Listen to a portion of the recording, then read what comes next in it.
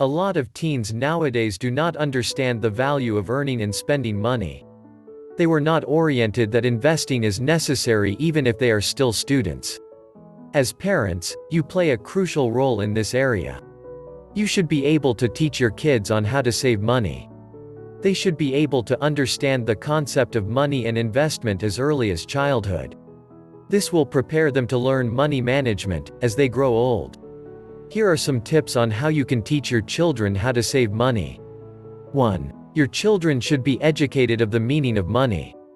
Once your children have learned how to count, that is the perfect time for you to teach them the real meaning of money.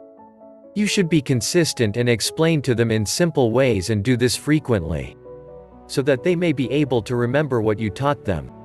2. Always explain to them the value of saving money. Make them understand its importance and how it will impact their life.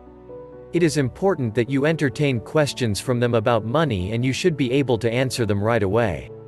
3. When giving them their allowances, you need to give them their allowances in denominations. Then you can encourage them that they should keep a certain bill for the future.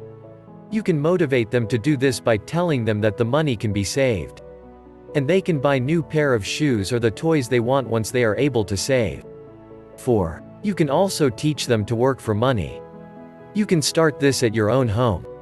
You can pay them 50 cents to $1 every time they clean their rooms, do the dishes, or feed their pets. This concept of earning little money will make them think that money is something they have worked for and should be spent wisely. 5. You can teach them to save money by giving them piggy banks where they can put coins and wait until they get full. You can also open bank accounts for them and let them deposit money from their allowance. You should always show them how much they have earned to keep them motivated.